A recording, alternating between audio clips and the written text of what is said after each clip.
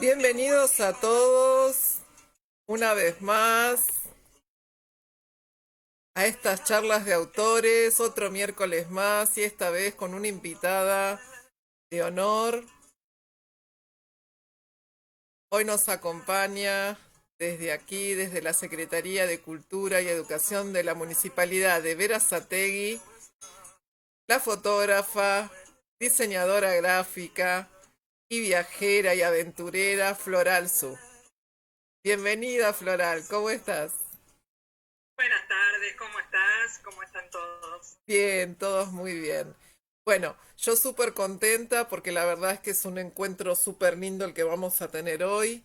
Eh, por supuesto que uno a la hora de hacer estas charlas y estos reportajes, obviamente ya conocemos un poco la historia y las vivencias y las experiencias de nuestros invitados, pero a mí me da mucha alegría poder compartir esto con toda la gente que nos viene siguiendo. Nosotros tenemos muchos alumnos, exalumnos de la Escuela de Fotografía, que también funciona dentro de la Secretaría de Cultura, y bueno, y tenemos colegas y amigos y familia que nos escuchan en este momento. Recuerden que esta charla, una vez finalizada, queda grabada, queda puesta en todo lo que es el repertorio de videos y actividades de la Secretaría de Cultura en el Facebook. Bueno, Floral, bienvenida, muy Pero muchas bienvenida. gracias por esta invitación. Antes que nada, muchas gracias por esta invitación. Es un espacio que yo vengo viendo las actividades que desarrollan. La verdad es súper interesante y es, la verdad, estas ventanas de la cultura hacia la gente, creo que las agradecemos nosotros los artistas por poder mostrar trabajo y llegar a gente que de otra manera capaz no llega, pero también uno como disfrutador, si es que existe esa palabra, del arte, también lo agradece porque uno va descubriendo también a veces nuevas facetas de artistas y a veces artistas que uno ni siquiera conoce. Así que Seguro. soy yo la agradecida por la invitación. Es muy probable que si no hubiese estado todas estas circunstancias tan especiales, tal vez no te hubiese tenido dentro de los espacios de cultura con nuestras jornadas y nuestros encuentros con autores que hacíamos en vivo y que ahora tenemos esta posibilidad. Así que no va a faltar oportunidad porque nos vamos a volver a juntar en que podamos ver tu obra y podamos disfrutarte en vivo y en directo. Bueno, como a todos mis invitados, Floral, yo siempre les pregunto cómo fueron sus inicios. Vos tenés un inicio desde la fotografía publicitaria. Sí, yo arranqué con la fotografía, no digo desde siempre, sino una vez que uno termina la escuela, el colegio secundario. La verdad es que siempre tuve una inclinación, un interés por las artes visuales. Yo arranqué en un principio con escenografía de teatro, después empecé a estudiar fotografía publicitaria, también diseño gráfico, pero todo mi inicio laboral fue en la fotografía publicitaria. Todos los primeros años y después continué, pero yo arranqué con fotografía publicitaria, foto de estudio, a veces salir a hacer tomas exteriores, he hecho fotografía industrial, que también todo como rubro, esto de ir a laboratorios, me he tenido, que ahora vendría a abrir bien alguno de esos trajes, he tenido que ir a laboratorios donde por una cuestión eh, de, de limpieza, no me viene ahora a la cabeza la palabra, me tenía que poner esos trajes que uno ahora ve todo el tiempo en la tele, pero he tenido que ir a sacar fotos así y bueno, y foto de estudio, foto publicitaria, sí, todos los, eh, más de la mitad de mi carrera ha sido basada en eso, en la fotografía publicitaria. Los últimos años lo volqué más a lo artístico. Bueno, vos tenés varios estudios y hiciste como un trayecto muy interesante que tiene que ver primero con la fotografía, luego con el diseño, pero anteriormente también con la escenografía. Sí, no llegué a trabajar en escenografía, la verdad sea dicha. Yo llegué a estudiar 2 años de escenografía de teatro, en donde básicamente lo que llegué a ver son temas que después vi mucho más en profundidad en la universidad cuando estudié diseño gráfico y por mi cuenta todo el asunto de los colores, los equilibrios visuales, lo que es, son pesos compositivos. Con lo cual yo es lo que digo, más allá de en el campo que uno se desarrolle, sea la fotografía, el diseño, incluso la escenografía, aunque tiene sus variedades, creo que yo siempre trato de hablar de comunicación visual, porque creo que uno cuando estudia cualquiera de esas carreras lo que aprende es a elaborar una sintaxis a través de elementos visuales y poder establecer un discurso a partir de formas, colores, pesos compositivos, es decir, todo eso es lo que va a transmitir una narración. Entonces, sea lo que sea que uno estudie, eh, todo apunta a eso. Y en mi caso creo que fueron todos ladrillos que apuntaron a eso. Incluso en el día de hoy, yo si bien estoy volcando mi mayor energía en la parte artística, todo, absolutamente todo lo que estudié lo puedo volcar en esto, porque aun cuando uno quiere hacer algo artístico, uno tiene algo para decir, uno tiene una narración, uno tiene algo para contar y transmitir, y uno necesita valerse de lo que en el lenguaje son las palabras, son las oraciones, es como construir una oración para que el otro entienda lo que yo estoy queriendo decir. En el discurso visual sucede lo mismo. Entonces, sabiendo esos elementos, después uno puede ir volcando por diferentes caminos. Así que creo que en definitiva siempre estudié lo mismo. Bueno, Floral, vos te definís como la fotógrafa de bicicleta, ¿sí? O sea, hablemos un poco de los viajes y de este espíritu de aventuras que tenés desde tu juventud. A ver, yo no sé si es tanto yo que me defino así, sino que yo empecé a hacer tanto esto que la gente me empezó a asociar. Me pasaba en las redes sociales que yo subía tanto porque tengo este proyecto de fotos con bicicletas por el mundo. eh, y entonces la gente me empezó a asociar y cuando veían una foto de bicicleta, mira Floral Zoo y me etiquetaban o decían al estilo de Floral Zoo. Entonces como quedé un poco asociada a eso y a mí me gusta porque es algo que le pongo mucho amor a ese proyecto. Sí. Bien, Eh, ¿y cómo fue este inicio en los viajes? a ver, empezó, no fue algo planeado, en el sentido de que yo seguí transcurriendo mi vida. Como digo, yo trabajaba de fotógrafa, yo por otro lado me gustaba la aventura, yo durante muchos años hice montañismo, eh, así, aventuras de alguien que vive en la ciudad que se iba a la montaña. No, no te hablo que yo era la super expedicionaria, pero sí, me iba 3, 4 veces al año a alguna montaña, he hecho travesías, subí el Aconcagua, el Lanín, crucé los hielos continentales, eh, siempre acompañada de un grupo y de guías, pero siempre tuve como estos costados, digamos, hasta desde chica me gustaba leer los libros de aventura, cuando era muy chica, capaz que era Tom Sawyer, Huckleberry Finn en el Mississippi. Cuando fui creciendo me empezó a gustar mucho todos estos relatos de los viajeros que descubrían África, el primero que cruzó todo el Amazonas, el primero que en balsa cruzó el océano, el primero que fue al polo, al Everest. Siempre disfruté mucho de eso. En algún momento yo empecé a hacer esto de montaña y ahí empecé como a despuntar esto. Y obviamente mi naturaleza, yo siempre digo que yo soy fotógrafa y eso me define mi trabajo, pero no es solo eso. Yo me apropio de una frase de Alejandro Sanz, del poeta cantautor Alejandro Sanz, que en una canción dice, no es que sea mi trabajo, es que es mi idioma. Y yo me la apropio porque lo siento muy así en mi caso. Yo siento que no es solo mi trabajo la fotografía, sino que es la manera que encuentro donde mejor me expreso. Entonces yo empecé a hacer esos viajes de aventura, por llamarlos de alguna manera, y obviamente yo sacaba fotos porque quería guardarme esos momentos, quería registrarlos.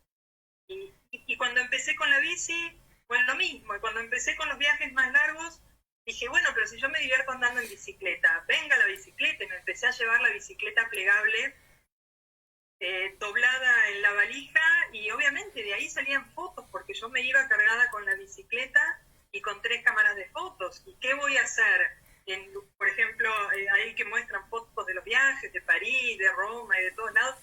¿Qué voy a hacer si estoy en esos lugares? ¿No voy a sacar fotos de esos lugares maravillosos? Por supuesto que sí. Y sin darme cuenta, yo las iba compartiendo, primero con amigos, después en las redes, pero lo hacía básicamente para mí siempre, por disfrute. Y en algún momento me di cuenta que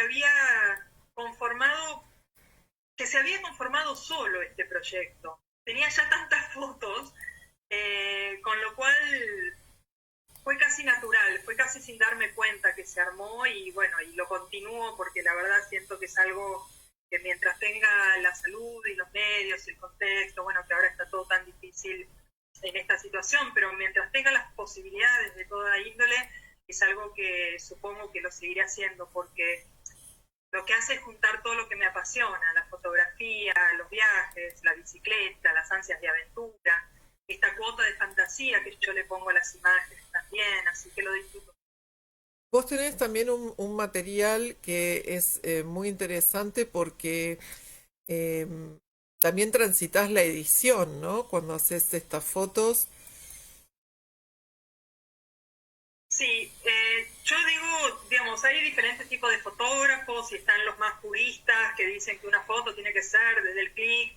Yo no soy purista en ese sentido porque yo lo que me considero es generadora de imágenes.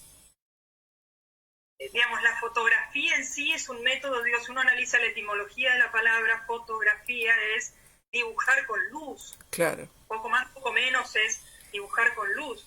Entonces yo siento que la luz es la herramienta que yo encontré para pintar. Y en ese mismo tono yo saco las fotografías, pero para mí es como el primer paso. Yo la fotografía la termino de sacar en una segunda etapa, cuando yo reveo el material, selecciono la imagen que mejor está llevando adelante lo que yo quiero transmitir y después, o al pintor, sí, porque es casi como si agarrase un pincel, aunque lo hago con los programas de edición, voy pintando esa primera imagen que generé con la cámara de fotos y ahí es donde yo completo realmente la imagen. Entonces sí, la edición para mí es parte de la fotografía, yo saco fotografía en esos dos pasos. ¿Sí? Bien. ¿Y cómo fue llegar a Bicicletas en Foco, este primer libro? Contanos un poco este proceso. Bueno, como te decía, fue casi natural. Yo empiezo el primer viaje de estos, yo lo hago en el 2013, creo que me fui, crucé acá al charco, Uruguay, a la playa, con la bici, saqué algunas de las fotos, sí, que quedaron, una que estoy haciendo la vertical, esa es una de las primeras fotos que saqué en una playa en Uruguay. Pero después en el 2014 fue como el año iniciático de estos viajes donde llegó un verano, yo por alguna circunstancia no coincidía con quién irme de vacaciones y que, uy, no, sola en la playa me voy a aburrir, acá, qué sé yo. En eso se me ocurrió, tuve como un momento eureka que le llaman, y dije, ay, pero si yo viajo con mi bicicleta no me aburro, porque yo arriba de la bicicleta no me aburro nunca. Entonces decidí llevar mi bicicleta primero a Brasil. Hice Río de Janeiro, Paraty, Isla Grande. Con lo cual recorrí todo Río de Janeiro, una ciudad grande con sus matices, con la bicicleta y obviamente salieron fotos y quedé tan cebada con ese primer viaje. Ese mismo año ya hice mi primer viaje grande a Europa, en donde recorrí ya 6 países en ese primer viaje y fue maravilloso. Realmente descubrí una manera de viajar como, no sé, descubrí en mi caso casi una receta de la felicidad y aparte una manera muy particular de viajar con la bicicleta. Ahí es donde te digo que fue surgiendo solo. Yo empecé a subir las fotos porque me gustaban, las iba trabajando, subiendo, y después siguió pasando el tiempo y yo seguía haciendo esos viajes. Y me fui a esta altura, recorrí ya 30 países, 3, 4 continentes, ya perdí la cuenta, y tengo cantidades y cantidades de fotos. Entonces, cuando yo empiezo a subir a las redes, empezó a sumar gente que le gustaba la bici, que le gustaba la fotografía, que encontró, de alguna manera se sintió, no sé si es identificada, reflejada, le gustó. Y eso es como que me envalentonó de alguna manera. Dije, no me gusta solo a mí. Hay alguien que le gusta lo que había gente, porque se iba sumando mucha gente en las redes, en Facebook, en Instagram, gente que me escribía, que yo ni siquiera conocía, desde Ecuador, desde México, desde Perú, Chile, no sé, tenía seguidores hasta en Japón, que de hecho cuando fui a Japón me encontré con uno de esos seguidores que me venía siguiendo en las redes hace un montón. Y dije, bueno, evidentemente, y como yo soy diseñadora gráfica, que esto lo hemos nombrado al principio, yo tenía las herramientas para poder compilar eso en un libro y poder hacerlo, y lo hice.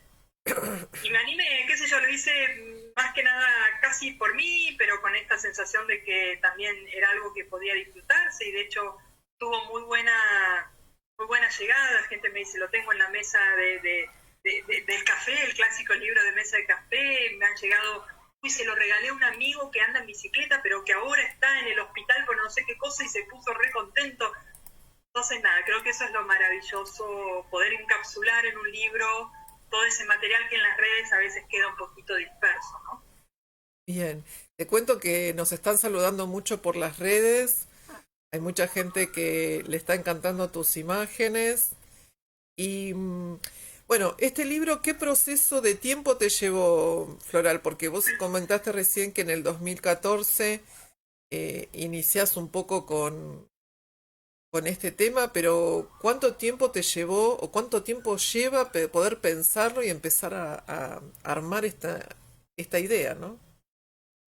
Bueno, a mí lo que más tiempo me llevó, y también me sucedió lo mismo con este segundo libro que estoy terminando, lo que más tiempo me llevó, porque yo el material casi que lo tenía ya hecho, más allá de que después siguieron surgiendo algunas fotos de último momento, pero yo, el material en sí, en bruto, yo lo tenía una cantidad enorme de fotografías.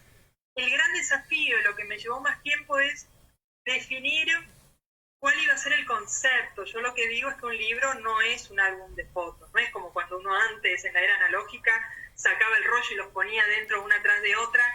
Eso no es un libro tiene que tener un concepto, algo que lo englobe, que sea el hilo conductor, y si bien nunca va a ser tan claro como un libro, como una novela, sí me parece que tiene que tener una introducción, un nudo, un desarrollo súper sutil y mucho más abierto que en una narración literaria. Pero entonces, el tema es, yo tengo esta cantidad de fotos, son todas fotos con bicicleta, pero algunas están sacadas en un lado, en otro, en un país, en otro. A veces la bici se ve chiquita, a veces grande, a veces es una sombra, a veces, bueno, y eso me llevó mucho tiempo hasta que lo que decidí que quería transmitir con el libro era que la bicicleta es parte de mi vida y de la vida de muchos, ¿no? Entonces lo que quise, cuando llegué a ese concepto me fue mucho más fácil, porque yo empecé a unar en, bueno, lo que es el descanso. Entonces tengo, en ese capítulo hay todas bicicletas como tiradas, como si estuviesen descansando, la espera, todas bicicletas esperando, casi parece están esperando como un caballo a su dueño.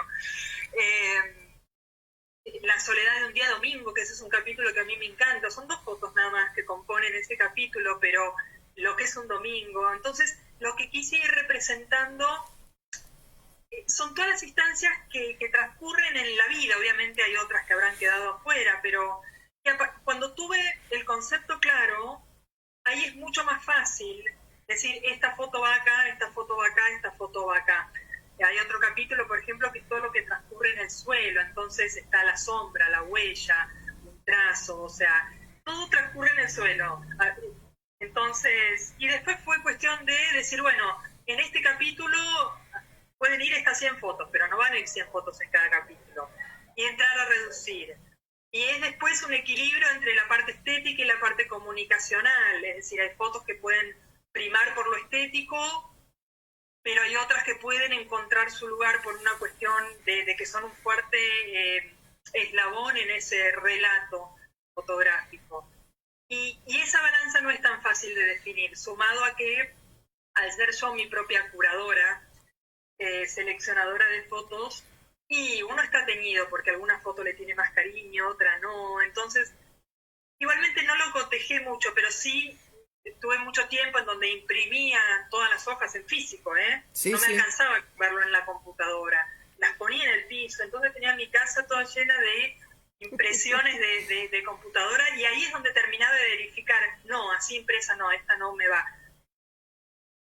¿Qué foto convive con qué foto? Porque a veces las fotos en un libro, lo mismo que pasa a veces en las exposiciones, no, no funcionan como una unidad, sino que muchas veces es qué foto está al lado de qué foto, se multiplican y ahí es donde terminan de construir el sentido.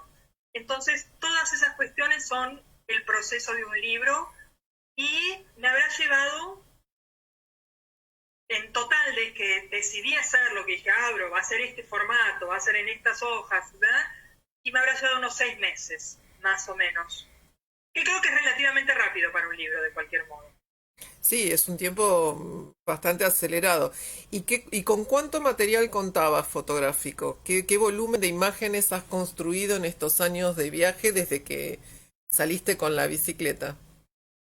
Mira, material en bruto yo tengo cantidades y cantidades y cantidades que no puedo ni siquiera contarlas, porque vos pensás que de un viaje yo viajo con 3 cámaras, los últimos viajes los hice, entre las cámaras que llevo es una cámara mirrorless que tiene unas ráfagas de disparo, entonces había ciertas situaciones que yo sacaba en ráfaga, entonces lo que sería una foto terminan siendo 20, con lo cual el material en bruto es una cosa, y otra cosa es que yo todo el tiempo, independientemente de si pienso un libro o no, y si me seguís en las redes, vos conocés mi material, yo de golpe elijo una foto porque algo me hace elegir una foto un cierto día, la edito y la subo sin pensar en todo esto que uno piensa en un libro.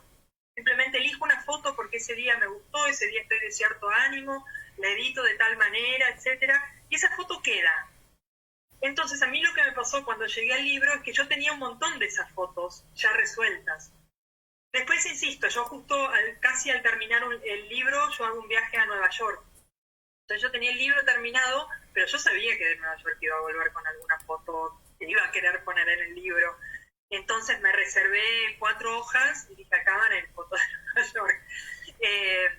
Pero salvo eso, yo las fotos ya las tenía resueltas. De la misma manera que cuando terminé el libro y se cerró y se imprimió y ya está, yo sigo haciendo fotos. Entonces yo tengo un montón de otras fotos ya resueltas que serán parte de un futuro libro. Espero lo que sea el tercer libro, esa es mi idea, que el tercer libro sea una segunda parte del primero. Bien. Eh, ¿El libro trajo acompañado las exposiciones o las exposiciones trajeron al libro floral?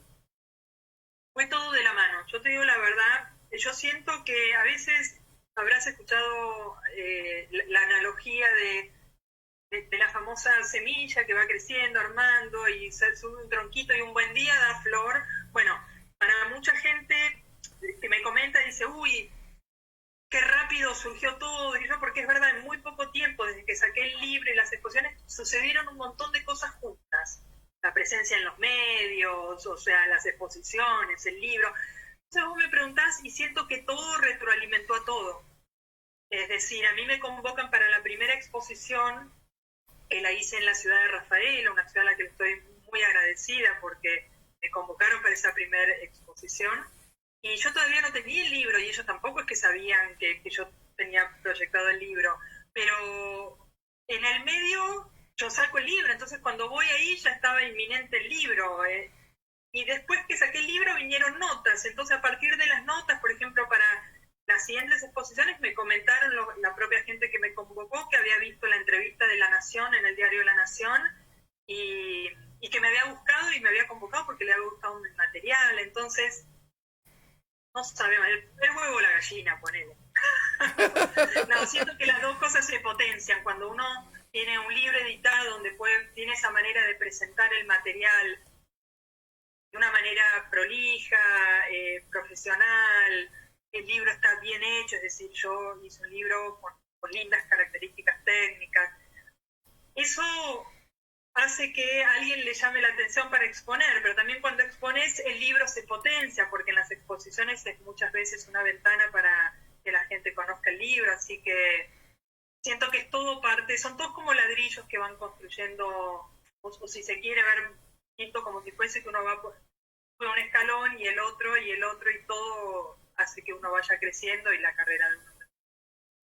Bueno, Floral, vos tenés con las exposiciones, estuviste por Santa Fe, ahí en Rafaela, estuviste en Mar del Plata, en Ramos Mejía, en Olavarría, pero hubo una que tiene que ver y está muy relacionado con tu viaje a Japón, que lo haces en el Centro Cultural Borges. O sea, tuviste un 2019 muy intenso a nivel de exposiciones. ¿Cómo fue Súper este intenso. viaje a Japón? Mira, todo eso, yo creo que lo pienso, fue todo tan raro, no sé, son cosas de la vida. En algún momento hemos hablado de esto de las cosas que pasan, será casualidad, será que está todo medio armado, vaya uno a saber. Pero desde el inicio todo lo de Japón fue como muy loco. Yo un día acababa de volver de otro viaje, un día me despierto, era un sábado, miro las redes y veo una oferta de un pasaje aéreo a Japón, que lo vendía una amiga que tiene agencia de turismo. Entonces enseguida la llamo y le digo, pero escúchame, ¿este precio para qué fecha es? Me dice las fechas y era un momento en donde Argentina está siempre en crisis, con lo cual nunca es que uno dice, es el momento de viajar. Pero era muy buen precio. Yo me acuerdo que justamente como ya empezaba una escalada de crisis fuerte acá, me acuerdo que el pensamiento fue capaz que nunca más puedo hacerlo. Porque acá viste que todo se hace más caro, todo sujeto a ritmo dólar. Y entonces fue como algo que lo hice casi sin pensar, jugándomela, con las facilidades que tuve para poder costear eso. Y dije, capaz que nunca más en la vida tengo esta oportunidad, porque era realmente una muy buena oferta aérea, y justo esa oferta aérea me coincidía con una fecha que yo podía viajar. No lo pensé y ese mismo día, listo. A los 2 meses me fui a este viaje. De golpe aparecí en Japón, y dije, ¿qué hago acá si yo hace 2 meses? Que yo un día me desperté, miré las redes, ¿qué hago en Japón? Bueno, ahí estaba en Japón viajando en el tren bala con mi bicicleta. Y obviamente es fascinante Japón, es fascinante, es decir, es algo tan distinto a lo que uno está habituado acá. Había viajado mucho por Europa, por Estados Unidos, por América Latina, por Argentina. Era la primera vez que yo veía un país, que visitaba un país de Oriente, y realmente es algo muy distinto. Obviamente yo fotógrafa quería registrar eso, entonces estaba a 4 manos sacando fotos. Es un país, yo digo, hay ciertas ciudades y lugares que son especialmente fotogénicos. Uno es Nueva York, por supuesto, y otro creo que es Japón. Es imposible ir ahí y la foto se hace sola. Entonces yo vuelvo de ese viaje con la cabeza dada vuelta, como digo, literalmente, y yo ya sabía que quería hacer algo con eso. Yo en cuanto vuelvo,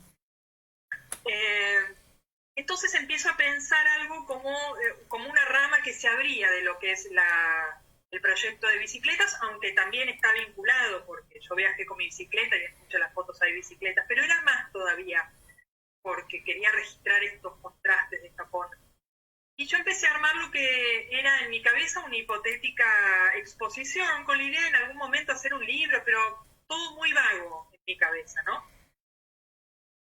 Y cuando yo estaba promediando eso, que lo hacía sin apuro, porque imagínate, todavía no sabía ni qué quería hacer, todavía estaba en medio de un montón de cosas, no importa, yo iba haciendo cuando podía, seguía con ese proyecto medio vago de Japón, cuando un día de vuelta, por casualidad, no sé si será la palabra, veo nuevamente en las redes una convocatoria de la Embajada de Japón para artistas visuales. La convocatoria se llamaba Nuevas Miradas del Japón. Y cuando yo bajo el formulario era larguísimo, viste, los japoneses tienen sus... Entonces yo empecé a completarlo y después vi que era tan largo, yo decía, uy, pero no sé, yo que tengo que ver con la cultura de Japón, solo fui y lo conocí como un occidental más, ¿no? Y después dije, bueno, pero si están haciendo la convocatoria acá en Argentina, qué sé yo, y yo el material ya lo tenía armado, pues lo venía trabajando. Dije, no pierdo nada. Llené el formulario y mandé unas 15 fotos de ejemplo de lo que iba a ser la hipotética muestra que ellos pedían. Y para mi sorpresa, fui seleccionada. Gané la convocatoria y ellos eligieron a alguien en fotografía, que fui yo la ganadora, alguien en cerámica, alguien en ilustración, alguien en pintura.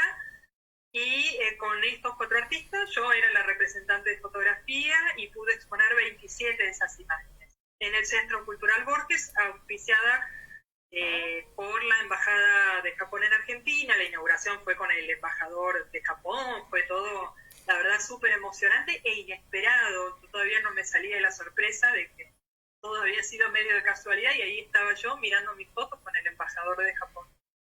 Y cuando termina esa exposición, que transcurrió durante noviembre del 2019, la verdad es que yo sentí que quería completar ese proyecto. Esas 27 fotos estaba bien, habían cumplido con eso, pero yo sentía que había algo más que yo quería contar de eso. Yo tenía ya cosas escritas, de lo que a mí me había pasado con eso, ¿no? Este tema de recorrer un país así, con la bicicleta, con los conceptos de vuelta.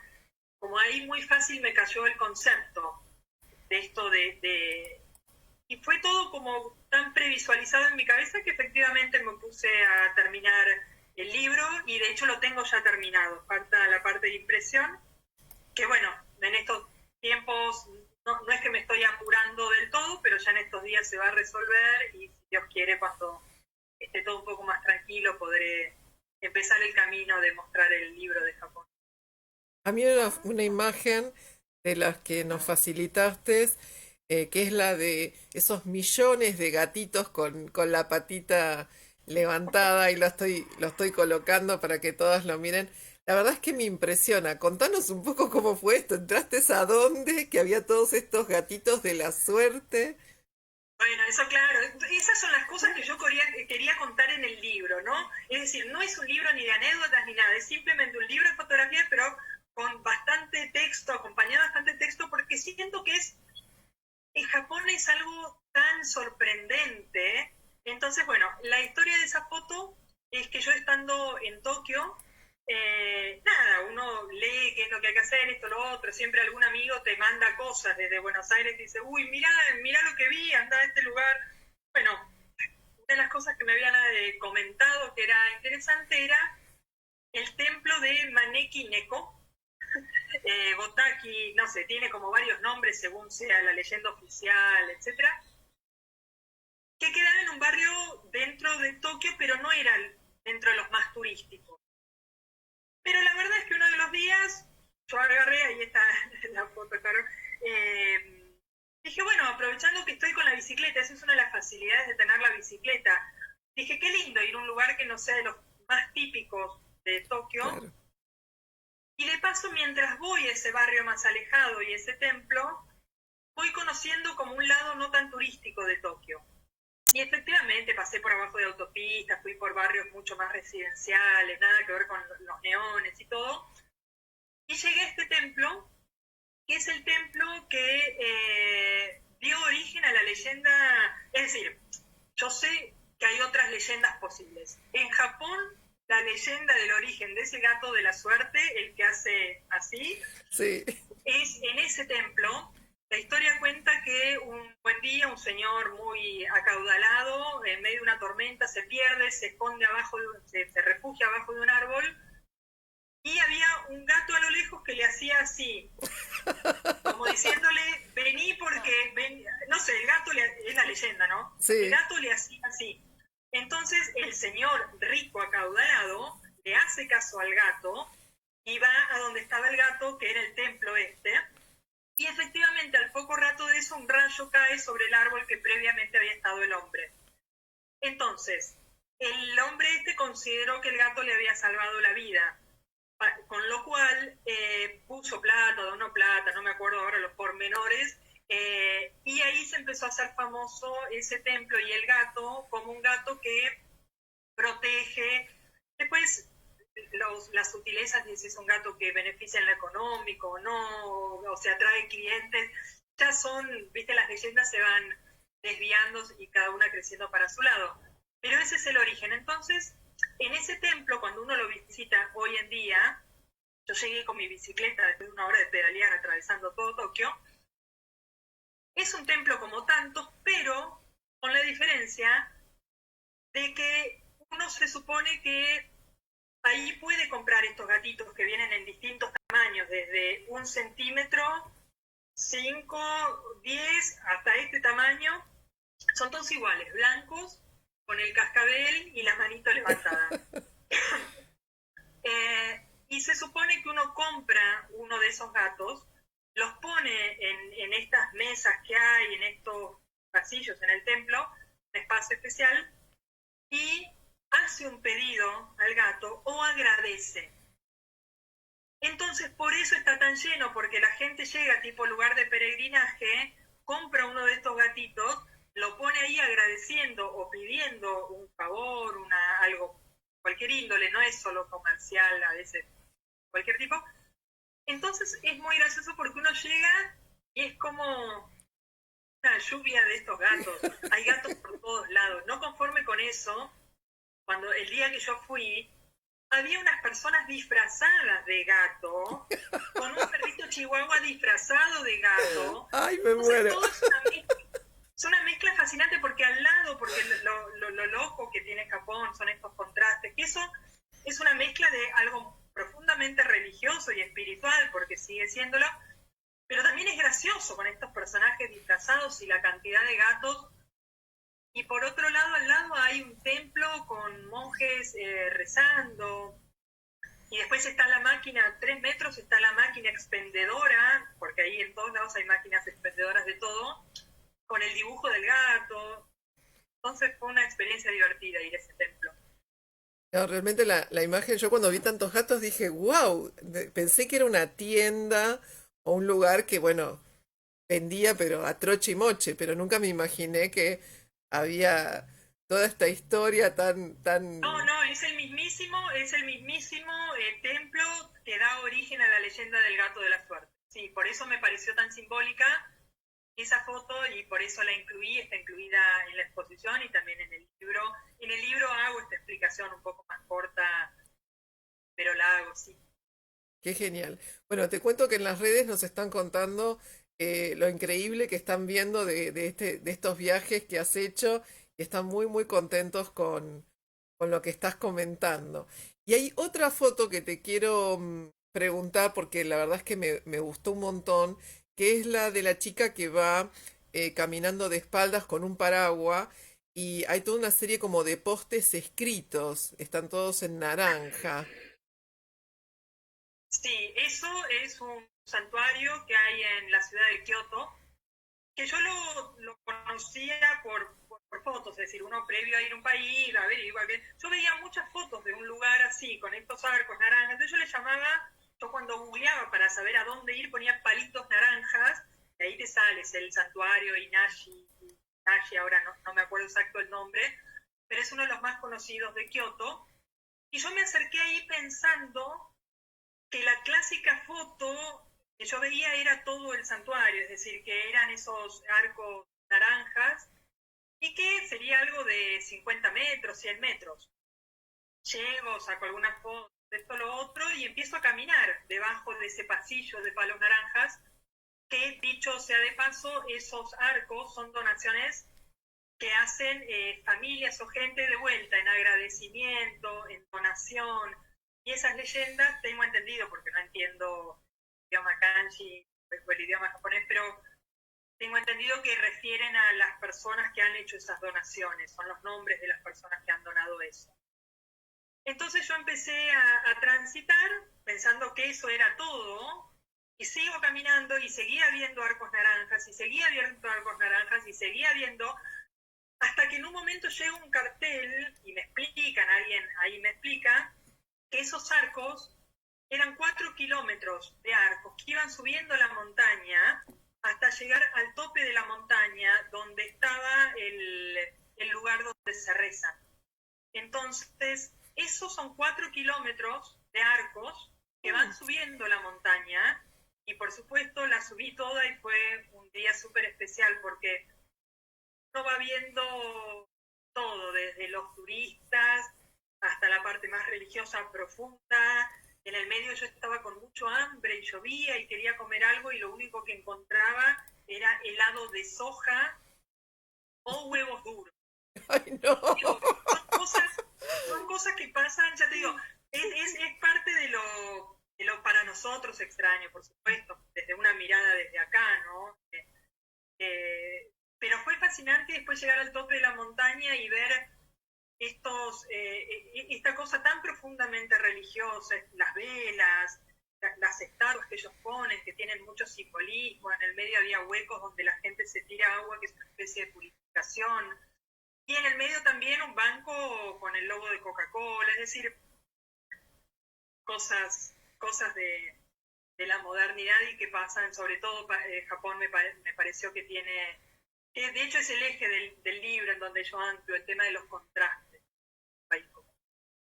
El libro que vas a publicar de Japón tiene que ver precisamente con el contraste cultural o con el contraste digamos, que vos ves entre la modernidad y la tradición? Bueno, yo, es decir, hay un capítulo específico que es de contrastes, pero creo que es el eje, porque de hecho es lo que elegí también en la contratapa, como para explicar el porqué de ese libro. A mí ya te digo, yo cuando volví lo que más y estando allá, lo que más me subyugó de Japón es los contrastes internos que tienen. Olvídate de lo que es nuestra cultura con la de ellos, que de por sí es muy diferente, la latina con Sí, sí, la obvio. occidental, la sudamericana, con...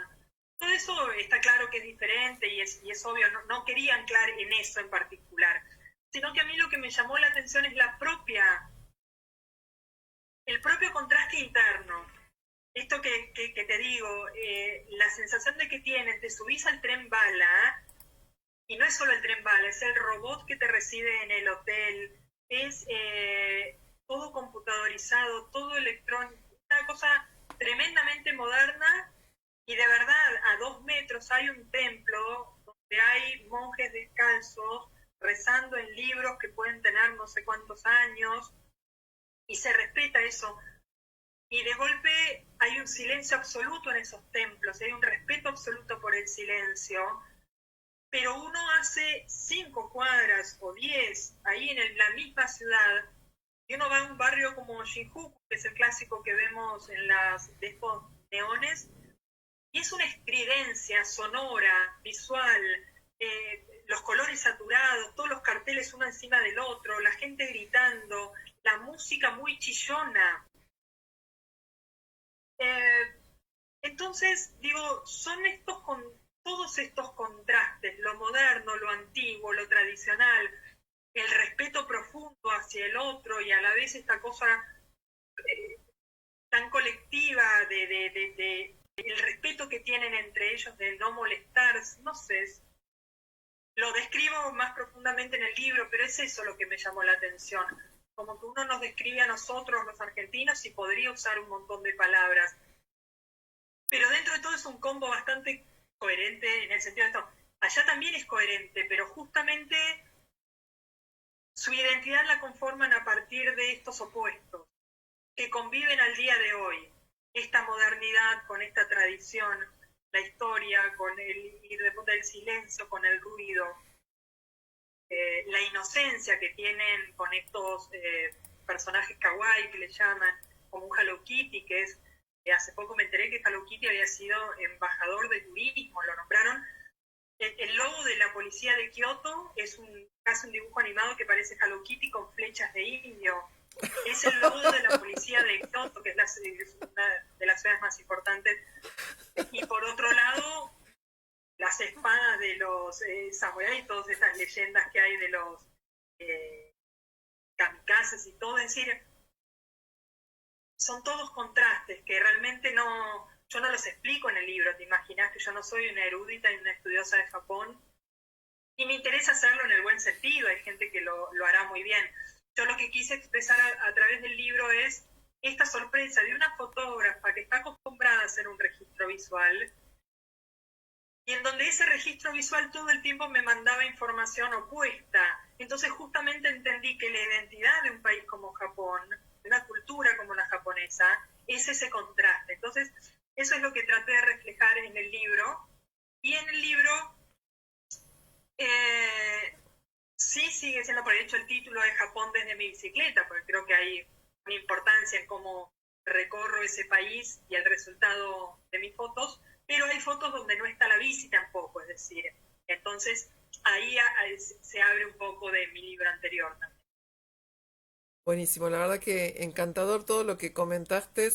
Y bueno, siempre otros países, a uno le da como curiosidad saber algunas cuestiones, pero creo que creo que cada foto tiene una historia, tiene un trasfondo súper llamativo y tan distinto que, bueno, podríamos estar horas y horas hablando y charlando sobre cada Parece una una de las realidad, porque yo imágenes. termino de contarte eso en Japón y doy un sorbo al mate. Ese mismo mate yo lo llevé a Japón, yo me llevé Ajá, mate. eres un mate Entonces, viajero también. no, pero me acordaba porque yo decía, yo me acuerdo de estar en en el hotel y tomar mate a la noche cuando bajaba las fotos y todo, y después yo prolijamente, pero en el cesto que te dan de la basura, yo depositaba la yerba.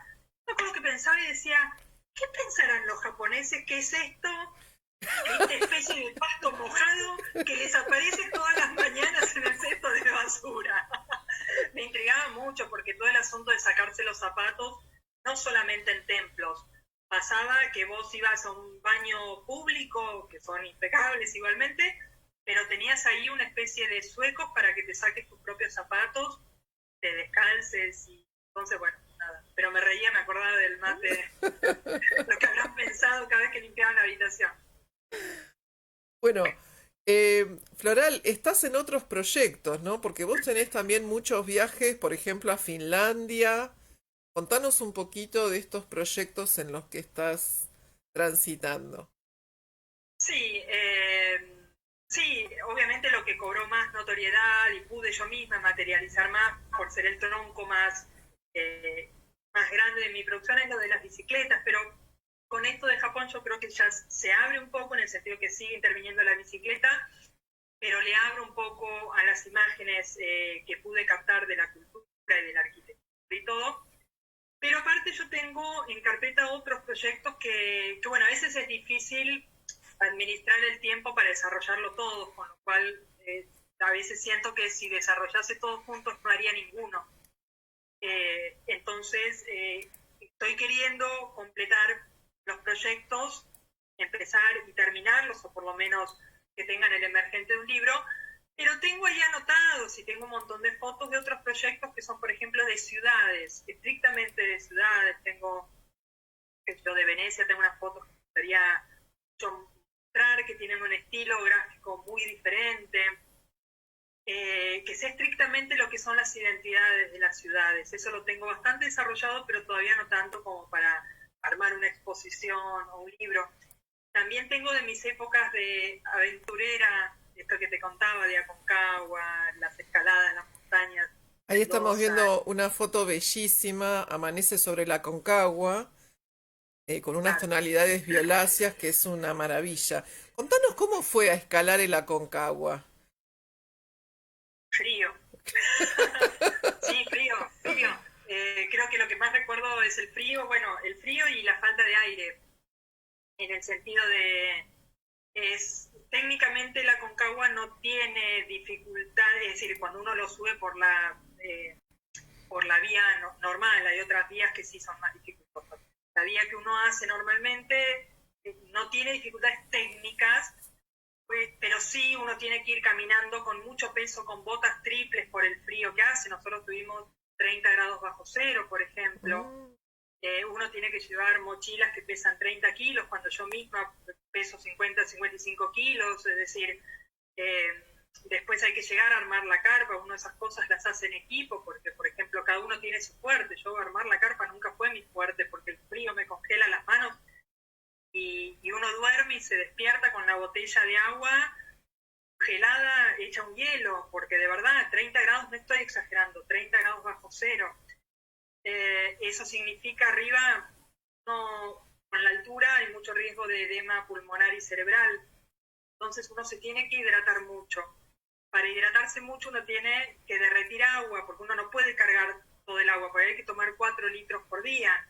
Pero ahí no hay ríos, hay que derretir nieve. Entonces, todas esas complejidades se transforman en lo difícil, porque el cuerpo tiene que ir adaptándose de a poco a la altura para generar los glóbulos rojos, para compensar la falta de oxígeno.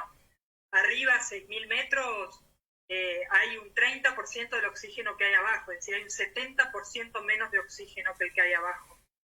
Entonces, uno aún estando quieto, uno está agitado. La más mínima caminata es como si saliese a correr acá. Entonces, sumado todas esas cosas, más el frío, más vientos, ráfagas de viento que pueden ir a cualquier velocidad, hace que sea algo difícil. Y el año en que lo intentamos, que lo intenté con una amiga, llegamos muy, muy arriba, fue el año que hubo, no sé si alguien se acordará, una gran tragedia, que murió un guía y murieron unos Sí. italianos, y ese año hubo 5 muertes, y esas muertes sucedieron mientras uno estaba ahí, es decir, entonces lo que tienen esas experiencias, de vuelta hay esta cosa de opuesto y esta dualidad, porque son experiencias absolutamente extremas. En cuanto a maravilloso, esta cosa de estar a 6.500 metros de altura, mirar para abajo y ver, pensar que es la montaña más alta de América. Entonces uno mira y todo está abajo, las nubes y todo lo demás. El aire está enrarecido, uno respira diferente, la luz es diferente, la luna de noche es diferente, las estrellas son diferentes, uno está diferente. Y yo recuerdo haber pensado que en ese lugar, ni aunque uno fuese millonario, podría estar ahí solamente pagando, porque no pueden agarrar un millonario y dice, quiero ir arriba de la Concagua, no es que pague y lo puede llevar, no llegan los helicópteros, el cuerpo humano se moriría si pasa de 0 sobre el nivel del mar a 6.500 metros sobre el nivel del mar, el cuerpo no lo resiste, hay que ir gradual, que el cuerpo incorpore glóbulos rojos, entonces está eso maravilloso y eso terrible, de que de verdad se te muera alguien al lado, se muera por un edema, se muera por... Digo, puede ser una montaña fácil el Aconcagua, ¿eh? Así también como si tenés la desgracia de que te dormiste, sacás la bota y la bota se te vuela, te morís porque se te congela el pie y no podés bajar y no llegan los helicópteros. Yo recuerdo estar el día de cumbre con los mitones de pluma, y obviamente soy fotógrafa, yo quería sacar fotos, quería registrar ese momento, ya ni siquiera artísticamente, yo quería registrarlo por un tema personal, de guardar ese recuerdo, porque sabía que no iba a volver, ojalá vuelva algún día, pero entonces yo quería registrar ese momento. Me acuerdo sacar la cámara, sacar la mano del mitón, sacar la cámara, yo lo único que quería era hacer así, chic, chic, chic, chic, chic, chic, registrar y guardarla. En eso que no debe haber durado ni 20 segundos, la mano me quedó dura, dura, o sea, me la tuve que meter en la panza para recobrar la movilidad.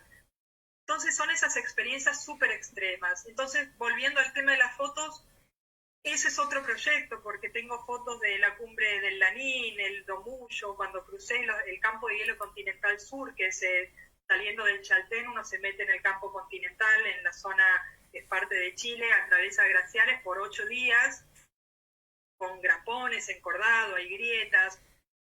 Y yo tengo registro de todo eso, tengo registro fotográfico de todo eso. Y bueno, eso también un día quiero compilarlo y mostrarlo. Pero bueno, es lo que digo, uno es uno solo y cada proyecto, para que realmente vea la luz, tenga un resultado que uno espera, es decir, no hacer las cosas a tontas y locas porque sí, sino que a mí me gusta darle un concepto y que esté bien cerrado y terminado el trabajo. Hay que dedicarle mucho, hay que hacer primero una revisión de todas las fotos, volver, qué es lo que quiero comunicar con esto, seleccionar, editar. Entonces, bueno, sí, el tema montañas y paisajes también es otro de los proyectos que quiero desarrollar, y el tema de autorretrato, que nada que ver con esto otro, ya es otro tema totalmente diferente, que todo el tiempo yo juego con mis propias imágenes, casi como si fuesen ficciones, es decir, yo no intento hacer un autorretrato que muestre mi identidad y mostrarme como soy, no, es todo lo contrario. A mí me encanta jugar y hacer como ficciones con mis propias fotos, en donde como yo soy la directora, es decir, la fotógrafa, y a su vez soy la protagonista y me divierte ese juego. Pero bueno, eso sí, son otros de los proyectos que quiero algún día tener tiempo de desarrollar. Bien. Em, Floral, te iba a hacer una pregunta en cuestiones técnicas con estos viajes a la montaña.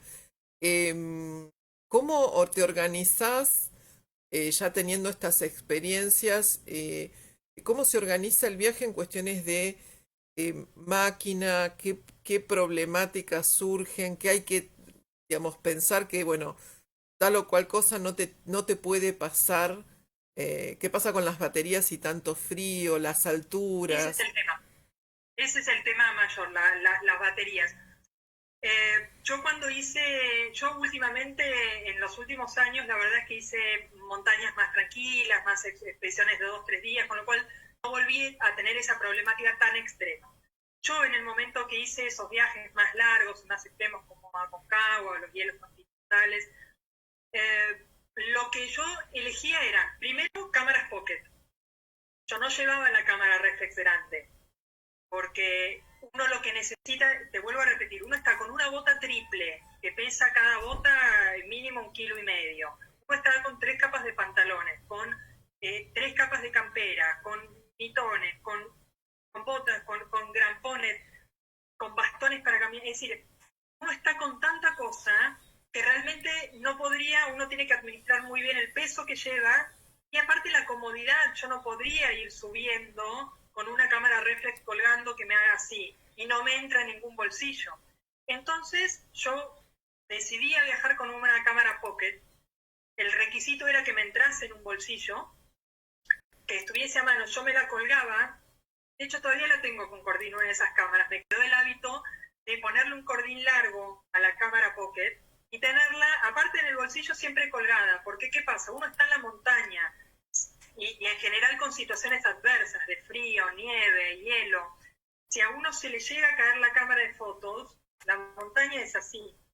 Entonces a uno se le cae, uno pierde todo el material y la cámara fotográfica. Entonces me quedó la costumbre siempre con un cordín y una cámara pocket en algún bolsillo. Ese bolsillo tiene que estar cerca del cuerpo para mantener el calor, porque si no las pilas se descargan.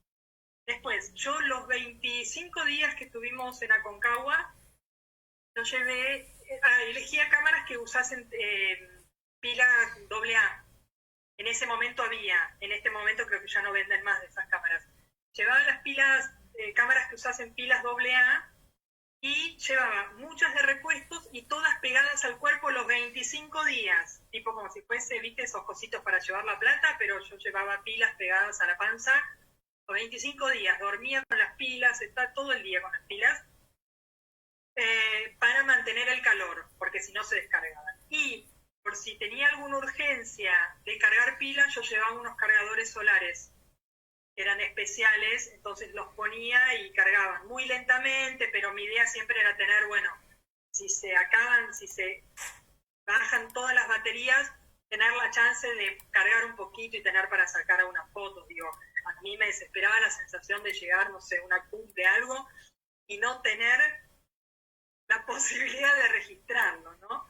Así que ese es el equipo que yo llevaba, insisto, siendo que son expediciones extremas, por eso no llevaba la cámara reflex, pero lo importante era registrar todo lo que sucediese y viese en esta situación. Genial. Vos sabés que mientras que estabas hablando, estaba mirando a ver si había alguna pregunta y hay unas preguntas en relación a la bicicleta. ¿Qué pasaba con la bicicleta cuando estuviste en Japón? ¿La llevabas a tu habitación? Digamos, ¿cómo era esta relación bicicleta? Siempre la llevo a mi habitación, porque como es una bicicleta plegable, la verdad es que en algunos que no le dan, en general en cualquier país, no le llevan mucho la punta a la bicicleta plegable porque es más chiquita, la llevo entera. Cuando veo que miran con cierto recelo, lo que hago es directamente en la puerta la doblo y la llevo, pero siempre duermo en la habitación con la bicicleta. De cualquier modo, en Japón en particular, ahora que recuerdo, yo no la llevaba a la habitación porque sucede otra de las cosas extrañas para nosotros de Japón. Tokio es una ciudad con 30 millones de habitantes. Uno deja la bicicleta a la noche y al día siguiente, sin atar, y al día siguiente está en el mismo lugar donde la dejaste. Increíble. Para nosotros. Impensable directamente. Impensable. Yo te digo, igual la dejaba con un miedo, la dejé y la miraba, y yo a veces no me resistí, igual le ponía una cosita que era simbólica. Yo decía, estos me miran, yo tenía ganas de explicarle, yo no puedo con mi alma, yo no puedo dejarla sin atar. Igualmente estaba un día que dormí en uno de esos hoteles cápsulas, que hay, ahí no podía ni llevarla a la habitación ni dejarla abajo por cómo era el lugar, y la puse, pregunté dónde tenían un depósito y la dejé. Y después, en Japón lo que sí tuve, a diferencia de la mayoría de los otros países, es que si bien andan y circulan en bicicleta por todos lados, son muy respetuosos con todo, pero en los trenes, en Europa o en cualquier lugar de acá, uno al tren o tienen un furgón o uno la dobla y se sube y la pone en el portaequipaje sin problema. En Japón son súper estrictos, que desde el primer control que uno pasa, cuando uno entra a la estación, la bicicleta tiene que estar absolutamente metida dentro de un bolso que no se vea ni el manubrio ni nada. Bolso, cerrado, ciego. ¿Eso qué implica? Que las estaciones de Japón, donde hay millones y millones de líneas, combinaciones y todo, yo he tenido que caminar con la bici al hombro dentro del bolso, a veces dentro de las estaciones subiendo, bajando niveles, subiéndome a escaleras, 500 metros adentro de la estación, porque no permitían, a mitad de viaje mi hombro no daba más, me terminé comprando un carrito. Entonces ahí la metía en el bolso y adentro de las estaciones la llevaba dentro de un carrito al bolso y así viajaba. Es la única dificultad que tuve. ¿Ese bolso te lo provee en la misma estación de tren o es algo que vos tenés que comprar y...? No. Yo lo llevo porque es el bolso donde yo habitualmente llevo mi bici ya desde Ah, Argentina. ok. No, de hecho, tampoco es que vos me decís si lo probé. No, porque algo que noté en Japón, a diferencia de Europa, donde en Europa hay una cultura ciclística, tanto de transporte urbano como de deporte, muy arraigada. Entonces, en Europa la bicicleta, yo siempre digo medio en chiste, la bicicleta es casi una persona más en Europa. En Japón sucede que la usan mucho, pero estrictamente como medio de transporte dentro de la ciudad, como que casi un método, casi hasta vez más gente humilde o más, porque si no se mueven, tienen tantos trenes, subtes, todo tan eficiente que no lo necesitan mucho. Y en los trenes no vi ni una bici, ni deportiva, ni plegable, con lo cual hasta me miraban como un caso curioso, a diferencia de Europa donde es absolutamente común, a nadie le llamaba la atención cuando yo voy a un hotel o un tren, nada, pues lo hace todo el mundo. En Japón sí era como una mirada curiosa porque, no sé, la bicicleta es casi como un medio de transporte por fuerza mayor. O es lo que noté yo, habrá gente que lo usa como deporte y todo, pero no es lo más habitual. Así que en los trenes no ves bicicletas, de hecho está casi prohibido, no te digo que las bicis grandes están prácticamente prohibidas, o habrá trenes especiales, las plegables no, había carteles que decían, bici plegable, bolso, tachado, te paraban en la puerta para decirte no, así no. Me pasó de tomarme un tranvía en Hiroshima, en donde yo pensé que tranvía no había tanto. Entonces, nada, paré el tranvía, me subí, pagué mi pasaje, doblé la bici. Son tan respetuosos que ni siquiera se animaban a decirme que estaba prohibido, hasta que un señor se ve que no se contuvo y me dijo muy amablemente, sabés que no se puede viajar así, pues son tan respetuosos, y ahí mismo arriba del tranvía yo le puse el bolso que lo tenía encima y la tapé toda, porque no quería... Bien, bien. Bueno, Floral, hay un aspecto de tu fotografía que a mí me encanta porque me parece que sos una gran exploradora, que es el autorretrato.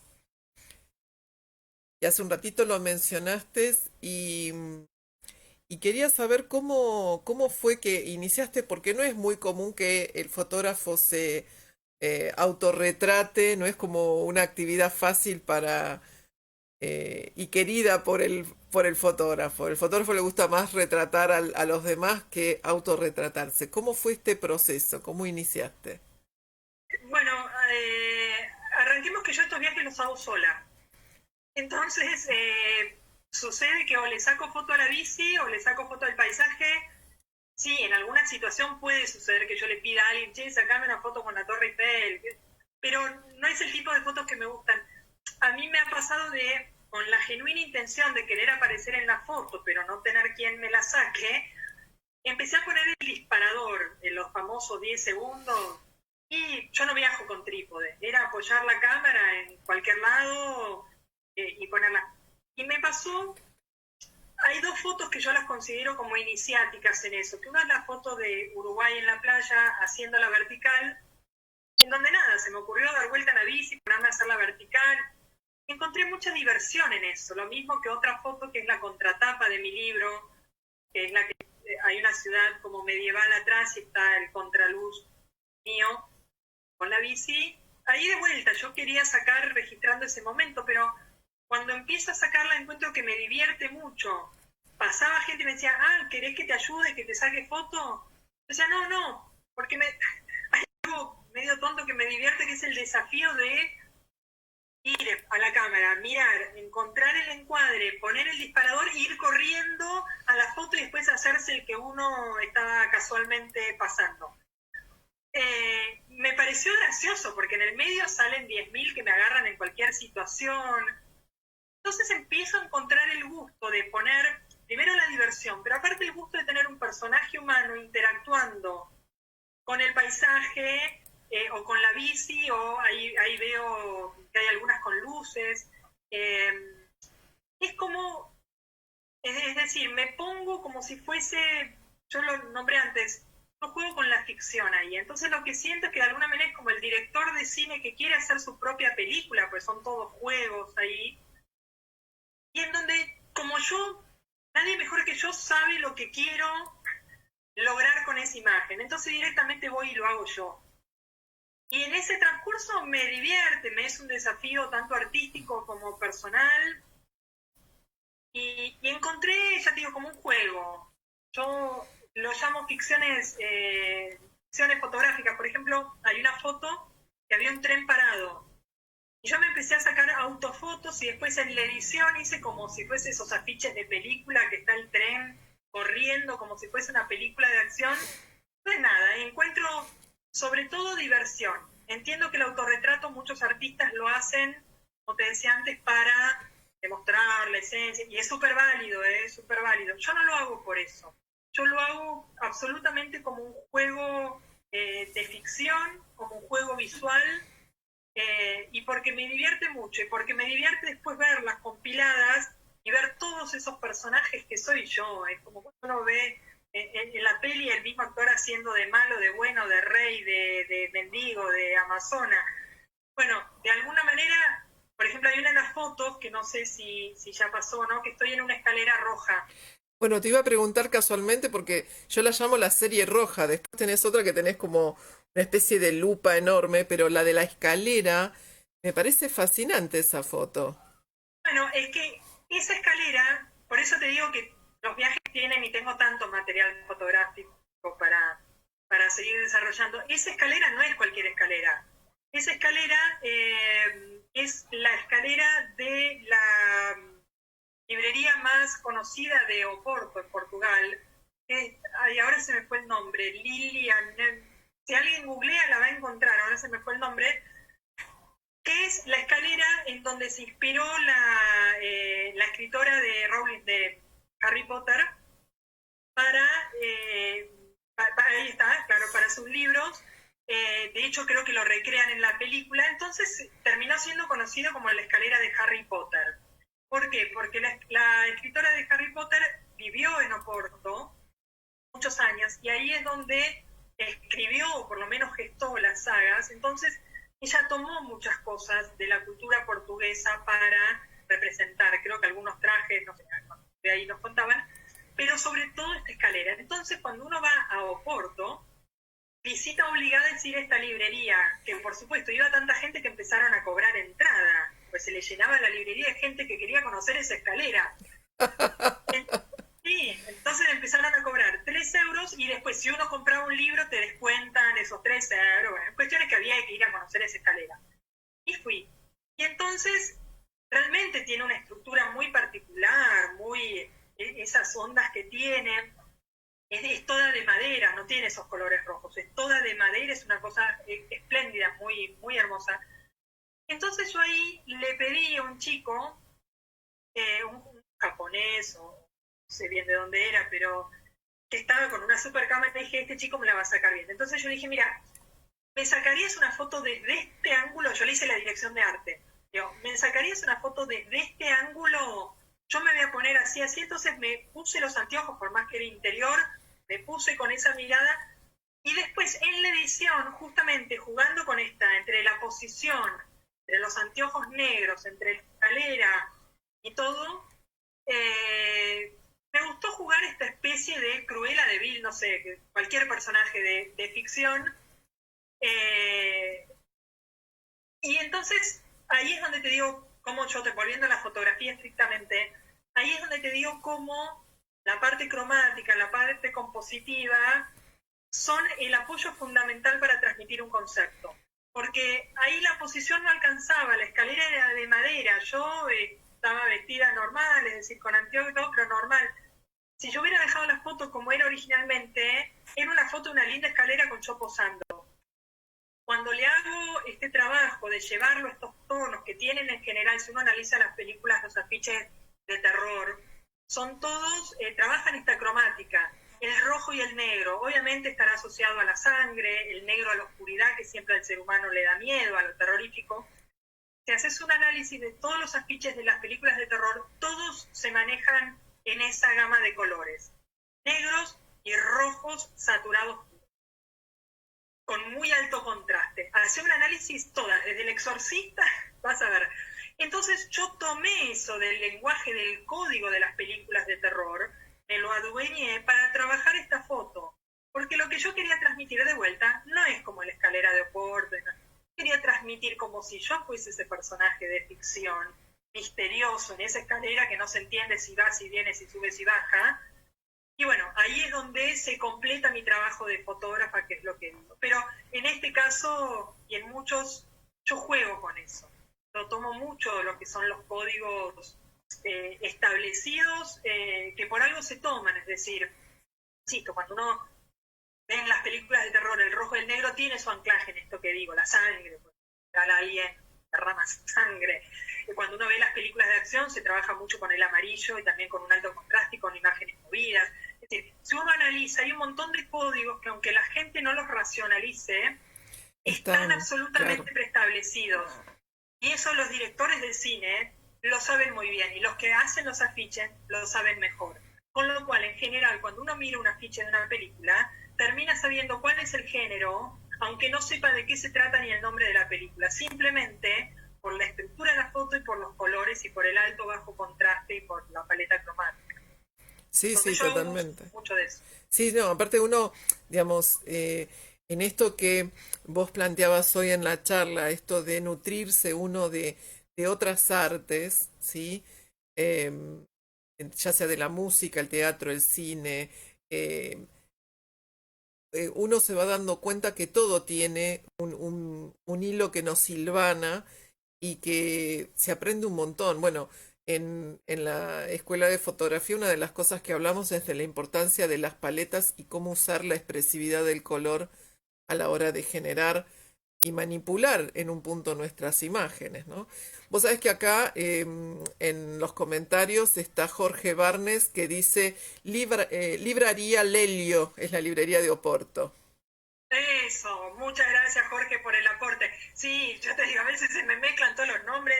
Eh, sí, sí, sí, sí, sí, es hermoso, es hermosa. Bueno, en este momento no se puede viajar y está cada vez más costoso, pero son esas cosas que los viajes agradezco haber conocido. Y sí, gracias Jorge por el nombre, por aportarnos el nombre. Bueno, Floral,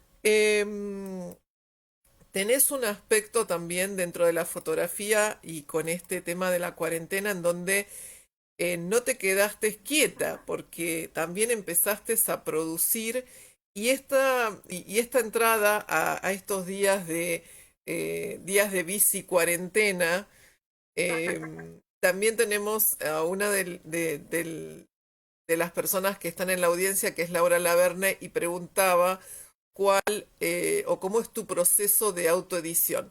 Mientras que vamos viendo tu trabajo de esta cuarentena, contanos un poquito de cómo fue este proceso de autoedición. Sí, como contaba al principio, yo soy diseñadora gráfica, yo en estos años de profesión, son tres décadas que trabajo con la imagen, yo trabajo de diseñadora gráfica, aparte de fotógrafa, con lo cual en mi carrera profesional, estrictamente de trabajos, estoy muy vinculada con todo lo que es el área gráfica, es decir, he hecho todo el tiempo, he producido piezas gráficas, desde packagings, he impreso he tenido que armar archivos de preimpresión para flexografía, para imprimir sobre hojalata, es decir, conozco muy bien toda la parte técnica de lo que es impresión, de todo, y sobre todo en lo que es offset, imprenta tradicional. Entonces, cuando yo hago esta especie de giro en mi vida, de decir, bueno, yo fue como una decisión que tomé en la vida, digamos, quiero tomar todo este trabajo artístico mío y tratarme a mí como a mi mejor cliente.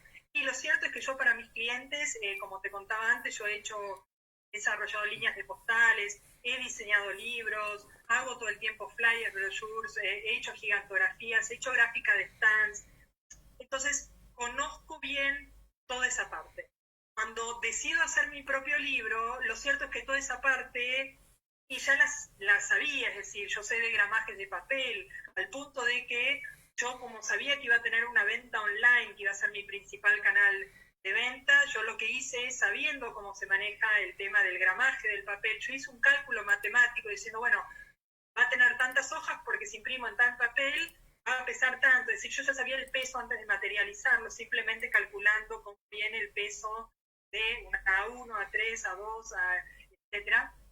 Después la elección del papel, cómo pegan las tintas, la tapa yo la quería con el polipropileno mate, que le da como una protección. Es decir, toda esa parte yo la manejaba. Entonces, cuando decido hacer mi propio libro, yo, por un lado, fue la parte creativa, artística, de diseño, pero como te decía antes, esto que vos contabas de que un fotógrafo en general se tiene que pelear o negociar con un diseñador, yo esas peleas las tenía como internas, es decir, hay cosas que yo decía, bueno, quiero hacer esto, pero yo quiero que quede bien impreso, y como yo sé que tal cosa queda bien, es decir, tanto si una imagen se iba al corte como no, si no se iba al corte, es decir, todas esas decisiones las fui tomando. Y después fue cuestión de ir, pedir cotización, evaluar, y me fue muy natural, porque es lo que te digo, lo que yo habitualmente hacía para otros clientes, lo hice para mí misma, con toda la emoción que puede conllevar eso, pero pude tener esa mirada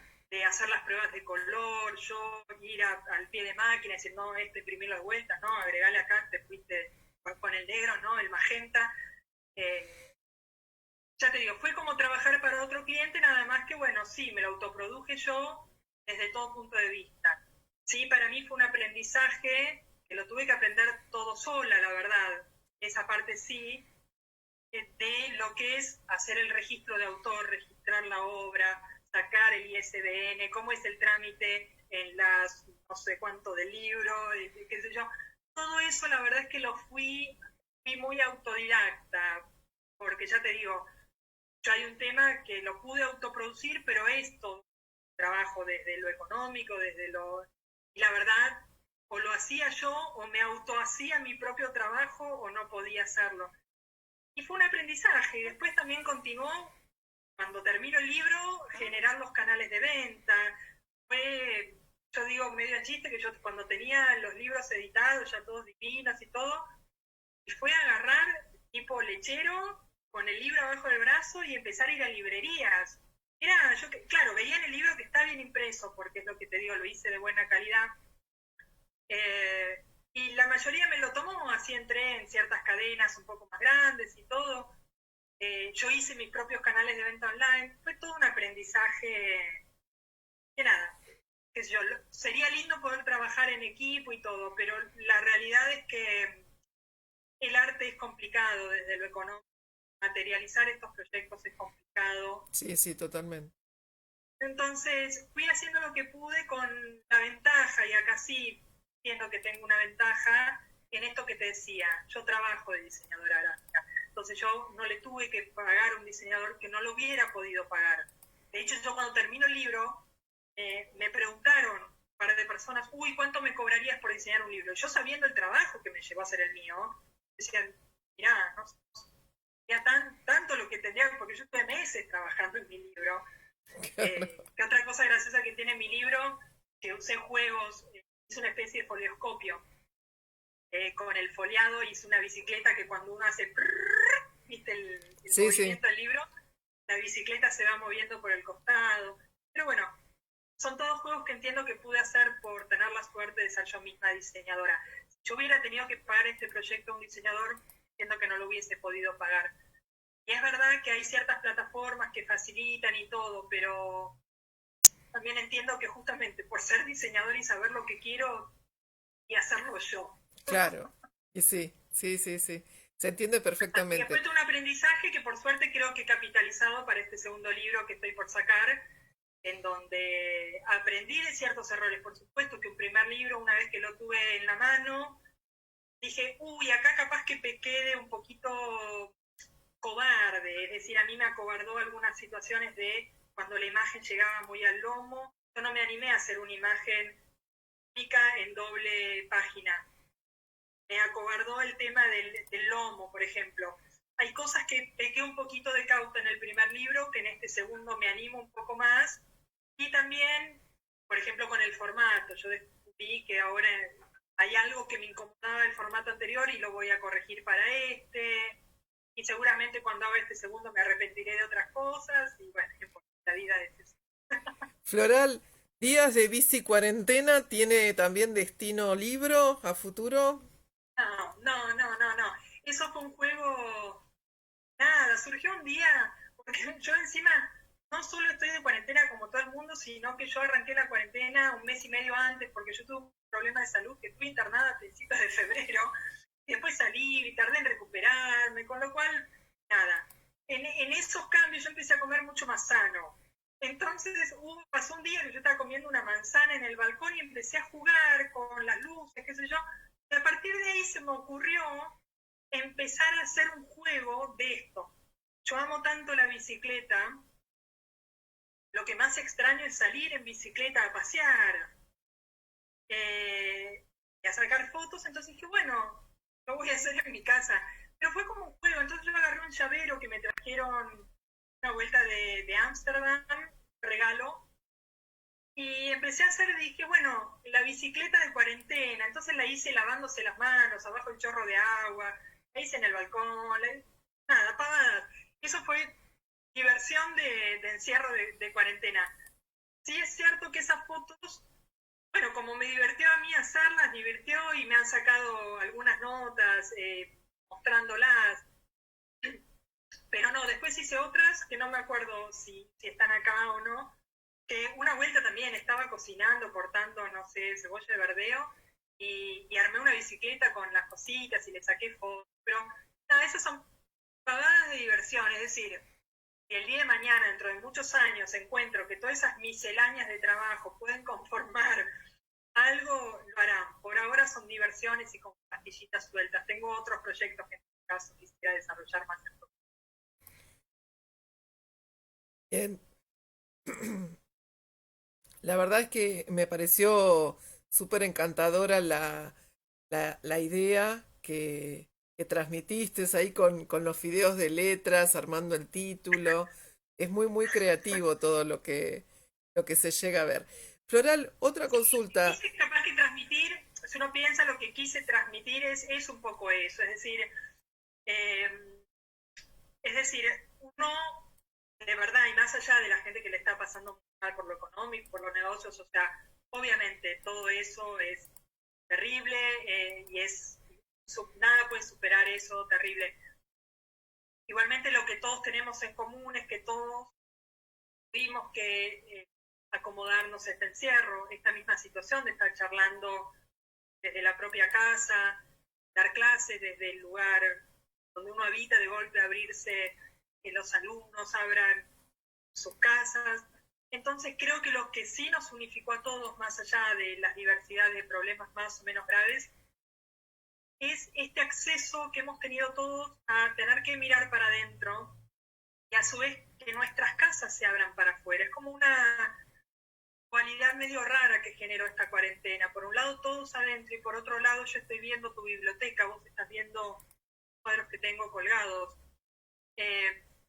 Uno ve la casa, no sé, de cualquier famoso que hace un streaming y ves la casa de ese famoso. Entonces, a mí lo que me pasó es que, insisto, fotógrafa de viajes que ama la bicicleta y que su proyecto principal artístico es la bicicleta. Y no puedo ni salir a andar en bicicleta, ni puedo viajar, porque yo tengo viajes que tuve que suspender. Bueno, qué sé yo, hay que buscarle la mejor manera de sobrellevar esta situación por la salud mental, anímica, emocional. Entonces, sí, es un juego y también es un poco mantener esta llama, por llamarlo de alguna manera, de la creatividad, del juego, de lo que en realidad me impulsa a hacer el otro proyecto grande. Está bien, yo en este momento no puedo ni viajar ni andar en bici. De alguna manera, en la famosa, aunque suene un poco pillado, el viajar con la imaginación se sigue pudiendo. Entonces yo tomé, gran parte de esa serie era tomar los souvenirs, que yo tengo muchos pegados en la heladera, que me los traje de mis viajes, es decir, bueno, no puedo viajar de verdad, pero puedo viajar con mi imaginación. Y mira, acá está la Torre Eiffel, y acá está la bicicleta, y acá estoy yo sacando fotos. Y si uno analiza en crudo, esos tres elementos son los que conforman el eje de todo mi proyecto artístico y de vida de los últimos años. Ok, hay un cambio, porque yo todo eso ahora lo tengo que hacer con un llaverito, con un souvenir y dentro de mi casa. Seguro. Pero de alguna manera lo sigo haciendo y a mí me hace bien. Y el círculo y la energía sigue rodando. Y es el tema de no quedarse y poder seguir tomando la parte positiva, por chica o grande que sea, que nos trae este momento. Y tratar de sobrellevar lo mejor posible, porque si no, ¿qué pasa? ¿No? Entonces, en ese sentido me gustó esa serie. Como que si algo va a quedar es que va a ser representativo de este momento. Totalmente. Aparte, no deja de ser creativo, porque la verdad es que uno ve las imágenes y uno tiene esa sensación feliz de cuando uno ve fotografías de viaje, ¿no? Cuando uno recuerda en esta memoria que siempre nos trae la fotografía, cuando uno estuvo de viaje siempre nos traen los recuerdos, hasta los olores y los detalles o lo que uno escuchaba, lo que estaba sucediendo, ¿sí? En ese momento. Así que, tal cual así, sí. Floral, bueno, me queda una sola pregunta que es de uno de los eh, participantes en este momento, en esta charla, que es de Marcelo Dalalba, y pregunta en qué año anduviste por el Aconcagua. Y ya vamos a ir terminando, porque siempre tenemos una hora más o menos de charla y se nos fue el tiempo. Estaba mirando recién el reloj, es 1 hora y media, pero estuvo realmente tan hermosa esta charla.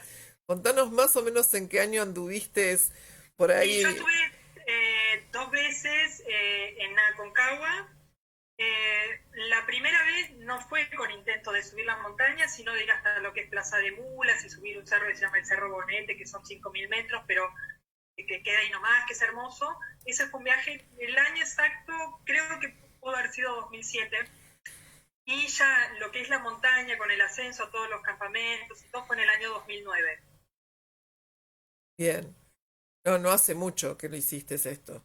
Bueno, sí, no, la verdad es que siempre tenemos con quien es mi coequipa de montaña, María, tenemos siempre, no sé, capaz que uno lo hace, capaz que no, de decir algún día voy a volver. Lo que pasa es que uno sigue creciendo.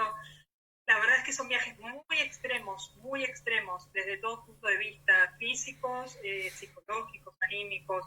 Son peligrosos, qué sé yo. Digo a veces, o siempre, que quiero volver, pero capaz que queda en un deseo, capaz que lo logro concretar, pero es hermoso. La verdad es que sí, iría, aunque más no sea de vuelta hasta Plaza de Mulas, a hacer campamento ahí, porque la verdad es que son esos espacios que, de verdad, creo que si hay algo que uno después puede plasmar en las fotografías, con ese tipo de fotografía, es la conexión que uno establece con el mundo. De vuelta, dicho así, capaz que suena un poco trillado, pero lo cierto es que hay algo que uno conecta distinto cuando uno está en esas alturas que no son naturales al ser humano. El ser humano no vive a más de 4.000 metros y en casos muy excepcionales de algunas ciudades muy altas. El ser humano está preparado para vivir mucho más abajo. De hecho, no hay casi vida, ni siquiera de animales hay demasiado en esas alturas. Entonces, estar en un lugar así, tan irreal, tan extremo, viviendo de verdad lo que es tanto frío, verlas, no sé, de verdad a uno se le acomoda algo en la cabeza muy particular y de verdad es algo que me gustaría algún día poder llegar a plasmar en las imágenes. Quiero volver a seguir sacando fotos y a vivirlo yo también. Bien. Yo elegí, vos me mandaste una serie de imágenes para ilustrar nuestro flyer de promoción para esta charla, pero particularmente yo elegí una que estás con la cámara en la cima de algo. Contanos, ahí vamos a estar viendo la imagen, ¿en dónde estás? Eso es la cima de un cerro que se llama Lomas Blancas, que tiene aproximadamente 4.000 metros de altura, que está en la zona de Vallecitos, en Mendoza. La verdad es que luego de Aconcagua, que fue como el viaje así más grande último que hice, después he ido con mi grupo de amigos de montaña, de nuevo a la montaña, pero en general he hecho cosas un poquito más tranquilas. Entonces toda esa zona de Vallecitos, o lo que se llama el Cordón de Plata de Mendoza, o el cordón frontal, que está la precordillera y el primer cordón montañístico de la cordillera en sí de los Andes, es el Cordón de Plata, que tiene un sector que se llama Vallecitos, que es de relativo fácil acceso. Entonces, cuando uno va desde Buenos Aires por pocos días, con las ganas de darse el gusto de subir alguna montaña, va a esa zona, porque hay refugios, también hay lugares cómodos para acampar, y ese cerro está por ahí, que sí, demanda varias horas de subida y todo, pero es hermoso, porque está la nieve, uno tiene unas vistas impresionantes. Y esa foto es de año y medio, 2 años, en donde subí, me llevé aparte de esas fotos, que estoy ahí posando con la cámara en la cumbre, también me llevé el llaverito de fotos con la bici. Y saqué fotos arriba de la montaña al llaverito. Pues yo medio en chiste digo que ese sí es una serie que me divierte.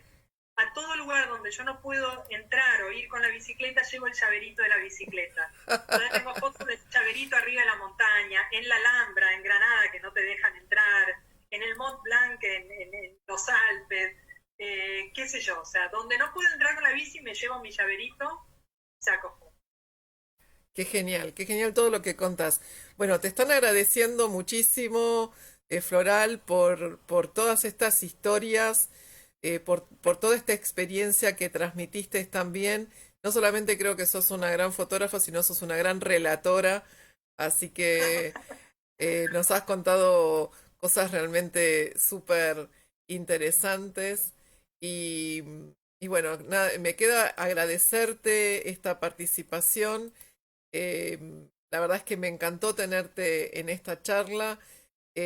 Como todo me pasa en esta vida, y te lo dije en cuando tuvimos la primera comunicación, yo les cuento a la audiencia que sucedió que yo estoy con las redes de Fotolan, vi una foto que me gustó de la bicicleta, justo había publicado Floral, la subí porque Fotolan comparte todos los días dos fotos de distintos autores, así que suban fotos que yo cuando las veo selecciono y las comparto.